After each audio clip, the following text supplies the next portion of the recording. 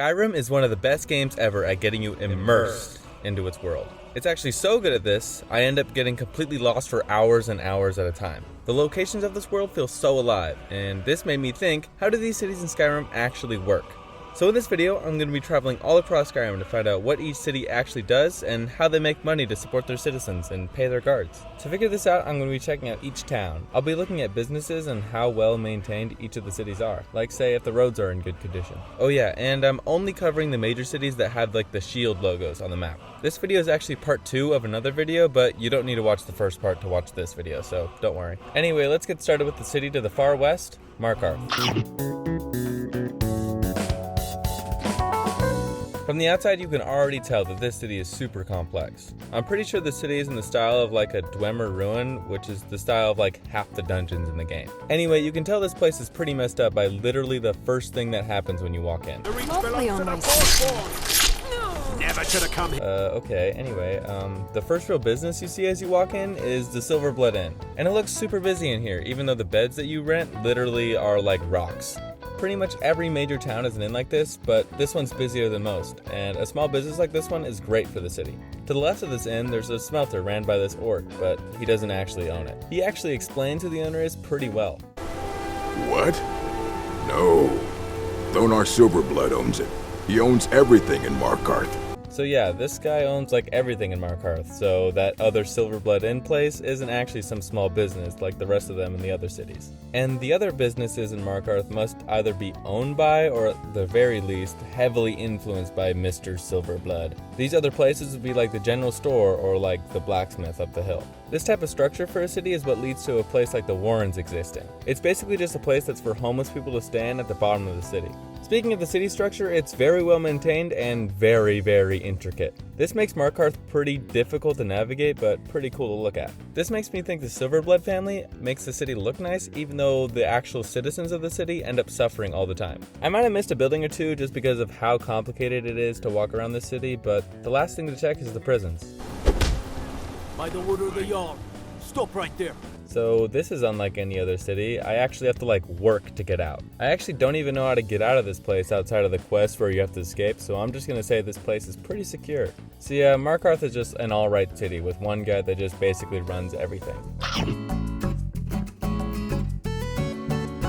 Falkreath is basically just Disneyland. It's basically just the happiest place in Skyrim. The most well-known attraction to this smaller city is the largest graveyard in Skyrim. It's also perpetually overcast here, so yeah, welcome to paradise. Anyway, the inn here, the Dead Man's Drink, wasn't full of information but had a few employees and seemed like a successful small business. Across the street, there was a family-owned forge that sells weapons and armor and stuff.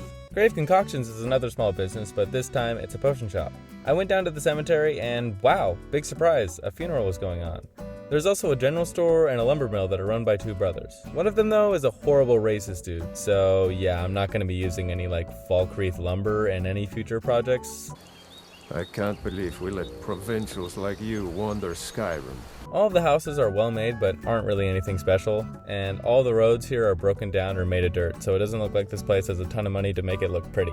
And well, you know what time it is. The prison here is nice, and let's just say it's pretty secure. No. This place is just a regular small town. It doesn't seem like there's going to be much growth that'll happen here, but everyone seems to be sustaining themselves. Other than the ones that are dying, I guess. But yeah, so this place is doing pretty alright for what it is.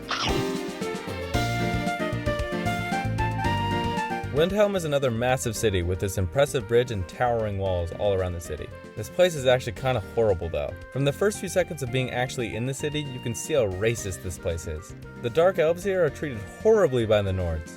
But anyway, just like everywhere else, there's an inn here, and it even has a cool story on how it got its name. Did you see the candle above the fire upstairs?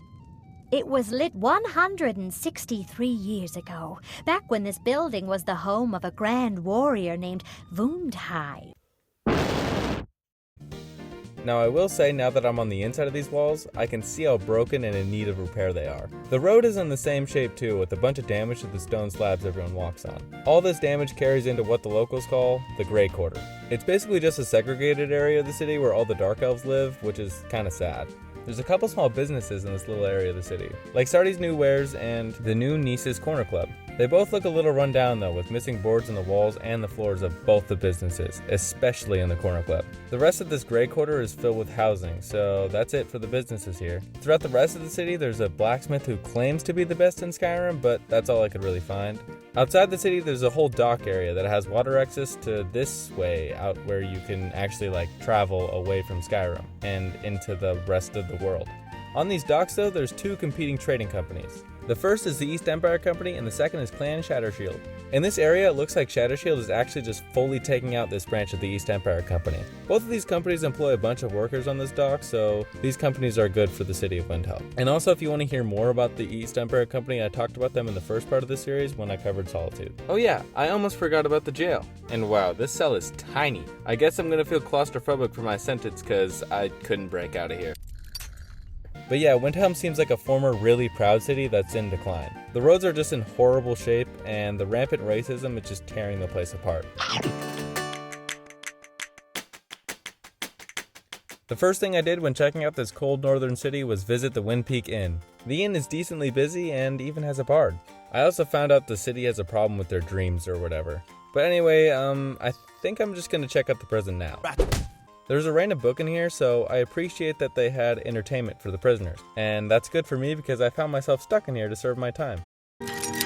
After my sentence, I went outside, and while I was walking down the run-down snowy road, I found a nice local blacksmith who sells his wares. Across the way, there's a nice little dock with a ship, but it doesn't seem to get much business. I could run this ship better than that boy who calls himself a captain. Maybe one day I'll do something about it. Much like other places in Skyrim, Dawnstar has an inner conflict, this time with its competing mines. The first one is Quicksilver Mine, and it seems to be rich with ore and has a bunch of people working inside it. Ironbreaker Mine, on the other hand, seems like it's pretty dry and only has one guy that's actually doing any work in here. These competing mines though are good for the people of Dawnstar, who get more places to work and have more money flowing into the city. There's a couple other businesses like Mortar and Pestle, and well, there's a museum that unlocks later in the game, but I'm not going to count that since I'm level 1. Plus, he doesn't actually charge you for entry or anything, so I'm not going to count that as a real business. Dawnstar seems to be doing much better than a lot of the other cities that are just in the open world. It has 2 profitable mines and a bunch of hardworking people that'll work for them. Once I get that exporting business going with the ship, I don't see why Dawnstar couldn't become one of the best cities in Skyrim. Now last, but definitely not least, we have Whiterun. This is probably the most popular place in Skyrim, and one of the most famous places in any video game, period. As you enter the town, you can see the well-maintained roads and great architecture. The first place you can see is a nice blacksmith called Warmaidens, which is also a solid business. Across the street is the Drunken Huntsman, another nice small business, but this time for archers. And there's a few more small businesses like Arcadia's Cauldron and Bellathor's General Goods. I'm not even kidding, I don't think I've ever been in this store though, with the hundreds of hours I spent in this game. It sounds like business is going pretty well for him though. Outside, there's a little market, which seems pretty busy, and an inn called the Bannered Mare. This might be the most busy inn in Skyrim, besides maybe the one in Riften. Up the road from here, there's the home of the companions. It's called Jorvikskar. I'm not saying that right for sure. These people make money from fighting for people, so another legal and successful business. They even have a member that's another blacksmith in the city. Just like the people at Warmaidens, he sells his goods, and he's considered like the best in Skyrim. Outside of all this, there's just the House of the Dead and a temple, so those aren't really businesses. Now it's time for me to go check out the prison, and to escape this place with all your items, you need to break multiple lockpicks with just one lock. So I failed, because at level 1, it's really hard to do this. There's also a dead body in here, so minus points for not cleaning this place out. Dragon's Reach, where the Jarl lives, is one of the coolest buildings in Skyrim and just shows how successful this city really is. I think Whiterun is not only the best city in Skyrim when you play the game, but I also think it's the most successful city in Skyrim, like, financially. There are a ton of thriving businesses and not really any major corruption, so yeah, Whiterun's just the best. Alright, so that's every hold in Skyrim covered. If you noticed I didn't talk about a city you wanted to hear about or enjoyed the video a lot, then maybe check out part 1.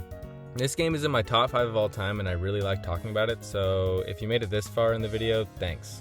And I don't think this video is going to perform nearly as well as my last 2 videos, which is like completely fine.